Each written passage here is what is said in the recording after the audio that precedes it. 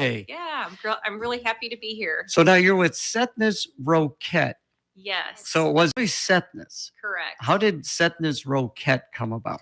Well, back in 2018, we were acquired by Roquette.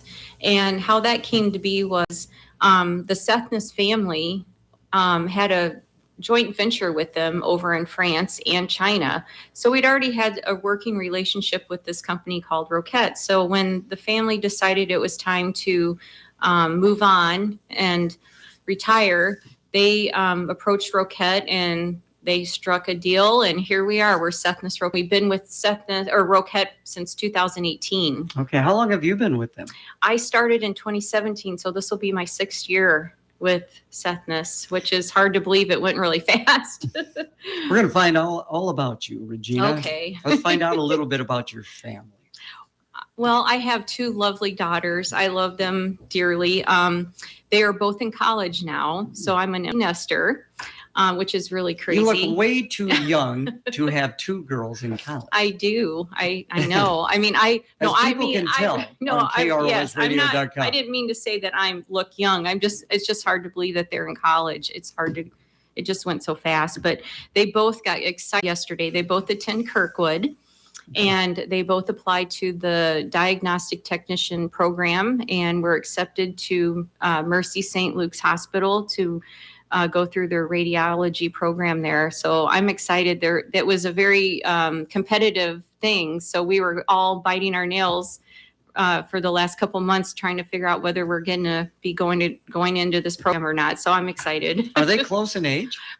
21 and 19 this year. Okay, all right. And so, they both have the same interest? Yes, they both job shadowed, which I was going to talk about today.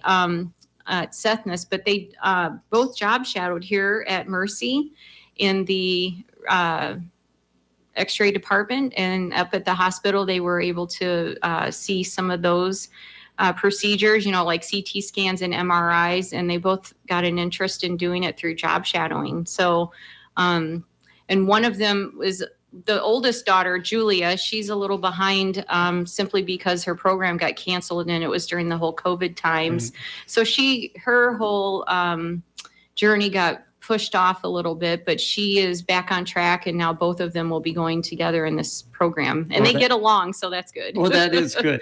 We had Clinton Community College, and of course that Career Advancement Center. Roquette have anything to do with that at all? Or? No, we haven't. I haven't partnered with them on that. I would certainly love to do that. I think there's some possibilities for like maintenance and maybe some of our technical things that we have, engineering obviously at our plant. So yeah, I haven't checked into that, but I would like to. There you go. Yeah. And with your daughters going to Kirkwood Community College, I think community colleges are outstanding. And Kirkwood, it doesn't look like a community college. It looks like a regular college. It really does. It's when we went to visit last year, I was amazed at how big the campus was, and they have everything. So both the girls liked what they had to see there, and that's where they ended up. And it's on the east side of town. Yep. In Cedar Rapids. So you don't have to drive through the whole town. Yeah, that's great. That is very good. We've had a lot of people go from Clinton who go to Kirkwood Community College, athletics and academically. Yeah, there are a lot of kids from the area there. Yeah. Let's talk a little bit about your involvement in the community.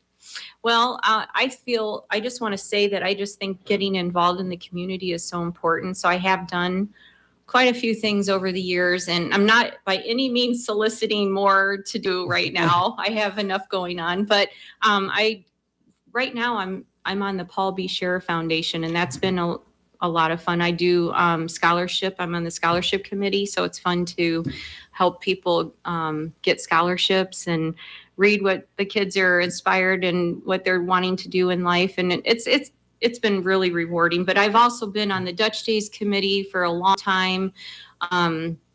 American Heart Association, we just talked about the Go Red for Women. I've done that. The YWCA, I was involved on their board for 8 years.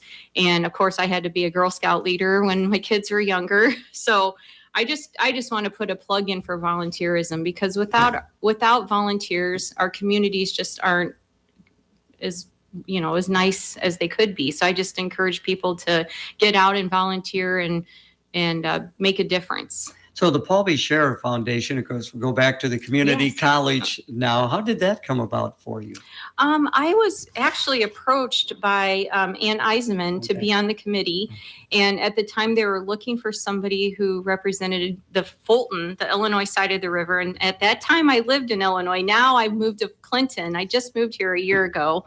So, but I'm still on the committee. I kind of represent the manufacturing area because we have lots of different people that on that board that represent all walks of life. So I think that manufacturing is kind of where I come in. How'd you get into manufacturing? Well, that's interesting. When I went to school, I chose HR as my career, and there's a lot of manufacturing here in Clinton. So it was kind of I was just intrigued to learn about processes, and I think that's really it. I think it was just that's what we have here in Iowa, a lot of manufacturing, and that's where I ended up. I ended up at Drives back in 1997 was my first job, and I learned so much there. I had the most wonderful managers and mentors a person could have, and I was there for 15 years in HR, and it was a great place to work. So, but yeah, I think manufacturing is just because of where we live here in a manufacturing community. That's where I ended up. Well, talk a little bit about HR and manufacturing. How do the two work together? Well, I will say that we have, as in HR, and when you're in HR, you really have to know it's not just hiring people, firing people. You really have to understand the business and the different functions that go on in a business, because in order to find the right candidates, you have to understand what you do. So it's really important when you first start out in any job in HR to understand the people and the culture and the process, because if you just sit at your desk and not get out you have to get out and be with the people and understand what's going on and what their needs are. And I come from a more servant type role. It's really important to me to make sure my employees are taken care of. And of course, keep in mind the company policies and everything. But I really think the employees, in my mind, come first, and then I figure out the rest. So you get to put your hard hat and safety glasses on and get out there? I have to put all that gear on when I go out there. You have to be safe. Yeah, that's not my favorite part, but I do it. Do you deal with OSHA at all on this?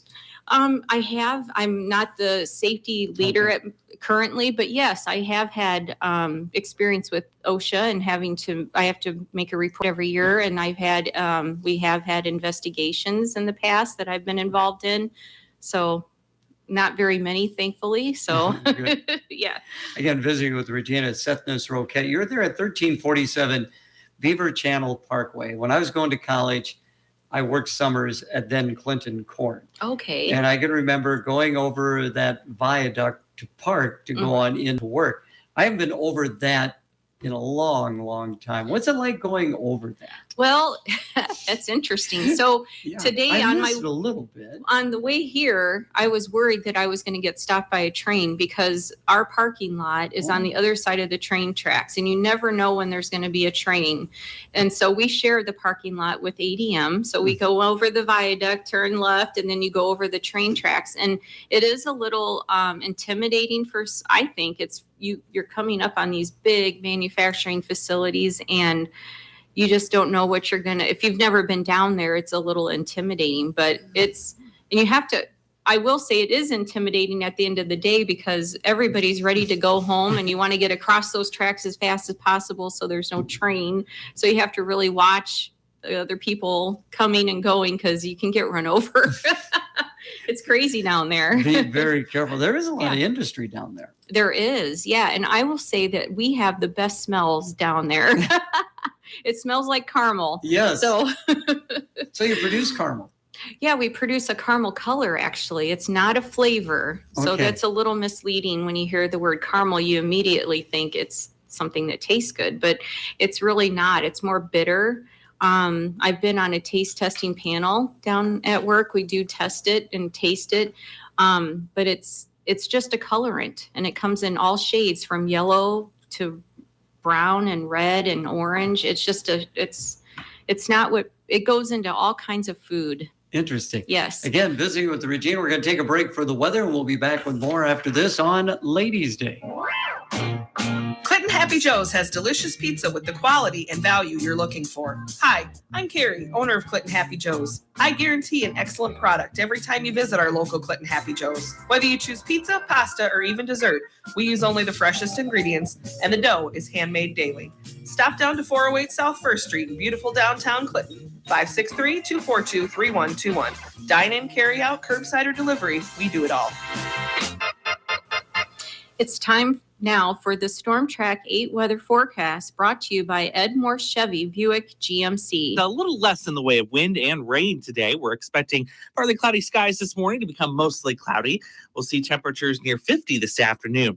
Clouds continue to increase tonight with light rain developing. We'll be in the upper 30s. And for Wednesday, partly cloudy, much warmer, highs in the upper 50s. With your Storm Track 8 forecast, I'm meteorologist Andrew Stutzky. Currently, we have sunny skies and a temperature of 45 degrees.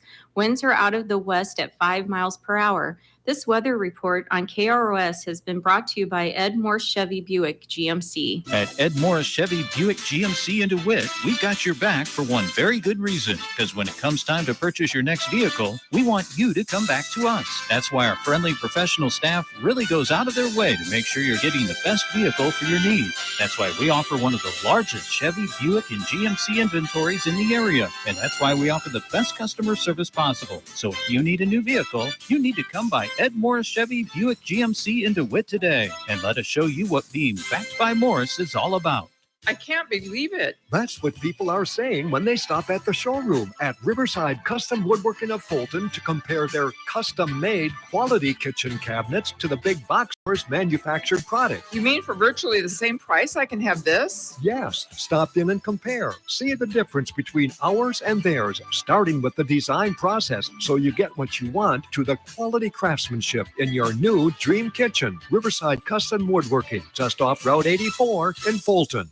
Visiting with Regina of Sethness-Roquette, and we're going to get a little history here, you Clinton people Yes. who have driven along there and seen Sethness on the side of that building for years. So tell us about the history of Sethness and now Sethness-Roquette. Well, it is a Sethness family that owned the company. That's where the name came from. And the family was from the Chicagoland area.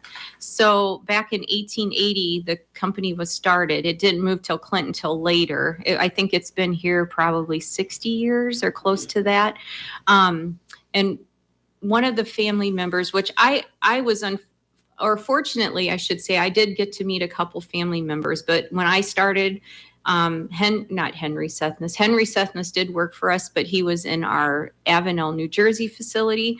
Dan Sethness was working at our plant, but I did not meet him. He was already gone. And then I did get to work with Brian Sethness, and he was in our Chicago office as a sales account manager. So anyway, so Sethness started the family back in 1880. Brian was the 5th generation Sethness family member when the family decided it was time to sell the company. He has since retired. But what were we going to talk about? The history of this. The history. Yes. Well, the history is that they owned it for a long time. It's been a very profitable company. It is the only manufacturer of caramel color well, I shouldn't say that. We're the number 2. There's 2 of us in the Midwest. But we're the only one for Sethness that manufactures in the U.S. And we supply to big companies like Pepsi. Soft drinks are like the biggest industry that we supply to. So Pepsi and Coke and Dr. Pepper all use our caramel color. And when you think about that, we have 75 employees working for us here in Clinton. So when you think about all of the things that our product goes into, it's manufactured right here. And we have the market share on soft drinks. So it's just crazy. Every time you pick up a soft drink, you're consuming our product. It's here. It's in Clinton. That is amazing. It is. So what's the plant look like? I mean, just if you could maybe give us a A That's it. photograph of it, yeah. So you walk in the Yeah. plant area and you see Are there big vats? there's big tanks. Okay. We call it our tank farm, Okay. actually. So there's the middle of the building, it's rows and rows and rows of tanks because we cook the product on the third floor in what they call a kettle. And so we take sugar from ADM. So that's where the location comes from. That's why the family came here, because ADM is, right next door to us. And there's a pipeline that comes straight over. We have two pipelines, one for caramel, or one for the carbohydrate, which is the sugar. And then the second line, we buy all of our steam from ADM. We don't have a boiler on our facility, so we buy both of those things. And we have a tank that fills continuously with this sugar. And then when we're ready to cook a product, it just comes right in. So we have this continuous supply coming over all the time. And once we cook it, it goes into a tank, and then from there it gets bottled or it gets dried. So we also make a powder that they take the liquid and make into a powder. And we are maxed out on powder. Like, we can't make any more powder. I mean, we make as much powder as we have hours in the day. So, you mentioned soda pop. So what other products go into it? Are used? Well, I have a list here because I didn't want to miss any. Okay, but we have good. soft drinks, we have brewery, so it goes into beer, spirits. Savory is another one, and that would be like sauces and like barbecue sauce and different flake sauces and so forth. Baking, it goes into that. Confectionery, dairy, and pet food. So it goes into everything. Incredible. Yeah, if you go look on the ingredient list of your anything and see if you see caramel color, I bet you do. And it's from Clinton, Iowa. Pretty much. It's from Clinton, Iowa. Now, do you run 3 shifts? We do. One of our departments, the drying plant, which I was just talking about, where they dry it into a powder, they run 3 shifts because we do have that much demand for that product. So they run 7 days a week, 24 hours a day. And then the other parts of our facility basically work first and second shift. Amazing. Mm-hmm. We got to get the song in here. And Okay. Who did you pick? Well, I picked Wham! Wake Me Up Before You Go. Sethness here in the city of Clinton, what they all do. It is. It's a hidden gem, I say. Not a lot of people know about it. And you were saying people just stay there forever and They work. do. We don't have turnover at Sethness. I know a lot of companies are struggling with that. And we are fortunate that we just don't have that. People like working there. It's a great culture. The company's been very good to the employees over the years. Job shadowing is available? Yes, I have personally job shadowed this year with 2 really nice high school kids. And it's just interesting to see what their interest level is. And I have this girl working with me right now from Northeast High School, and she is just really interested in HR. So I'm trying to show her basic things about what I do so she can hopefully take that with her to college and apply the things she's going to learn in college to what she sees every day, what I do. So I know you kind of touched on it earlier, but how did you end up in this line of work? That's a great question. So I didn't know what I wanted to do. I went to Clinton Community College right after high school, and I really thought I did one of those interest inventory quizzes in high school, and it said I was going to be an accountant. And I thought, okay, accounting, I can see that. So I started off with my 2-year degree and took some accounting classes, and I got to accounting 2. They started talking about accruals, and I just went, oh my God, I don't know what an accrual is. I don't think I can do this. So I know that seems funny, but that's actually true. I couldn't get my mind around it. So anyway, I actually took 3 years off. I actually got my associate's degree, did not know what I was doing, and worked at Casey's General Store corporate office in Ankeny, Iowa.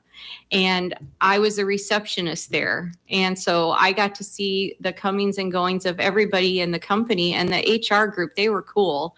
So I thought, you know what, HR might be my thing. So that's how I got up. How'd you end up in Ankeny, Iowa? Well, my parents moved. Okay. My parents were out there, so I ended up moving there, and I Okay. was there for about a year and worked at the corporate office. That was a great job, by the way. So yeah, that's how I ended up in HR. Ankeny is crazy now. Oh, I Population. know. It's I changed think they so got 3 much. high schools now. Oh, wow. See, I was out there in 92, Yeah. so it's been a long time. Yeah, it's not wasn't nearly No. as big then. No, That whole area yeah, is it's just growing. in It's central crazy. Iowa. That is nuts. Yeah. What do you So- find most rewarding about your job? Helping people. I mean, that's why I love my job. I don't know what I would do if somebody said I wasn't going to be interacting with employees anymore. That would really not be good. What are some of the So- challenges? Oh, the challenges. Well, right now we're implementing a new manufacturing system. And so the challenge right now is just keeping everybody calm and focused on the project and not freak out. Because we're putting in a lot of extra hours to get this project done. And there's a lot of learning and growing pains. So my job is the change manager. I'm supposed to keep everybody, Don't on freak the- out. Don't Stop. freak out. Stay with me. So yeah, that's the challenge. All right. Hey, thank you so much for coming Yes. in. Learned a lot today. Oh, good. Thank you. Thanks for having me. Yes. Ladies' Day, of course, continuing. Kim Renz is up next from Keeping You Sewing. Sunshine out there, 46 degrees. It is 1 o'clock. KROS Clinton, Iowa, FM 105.9, AM 1340. It is time now for news. This is CBS News on the Hour, sponsored by Staples. I'm Monica Ricks in New York. Protesters are on Capitol Hill right now as the Supreme Court hears arguments on President Biden's student debt relief plan. CBS's Allison Keyes has more from Washington. Some students camped out overnight outside of the Supreme Court in support of the program that could give more than $40 million some debt forgiveness. This to me is very important. Justice Department lawyer Elizabeth Freelagar told justices without the program. Defaults and delinquencies will surge. But James Campbell, lawyer for 6 states trying to block it, says. This court should declare this program unlawful. Allison Keyes, CBS News, Washington. Another round of winter storms are hitting several states today, including California. KOVR TV reporter Steve Large is in Sacramento. Heavy snow and strong winds hitting El Dorado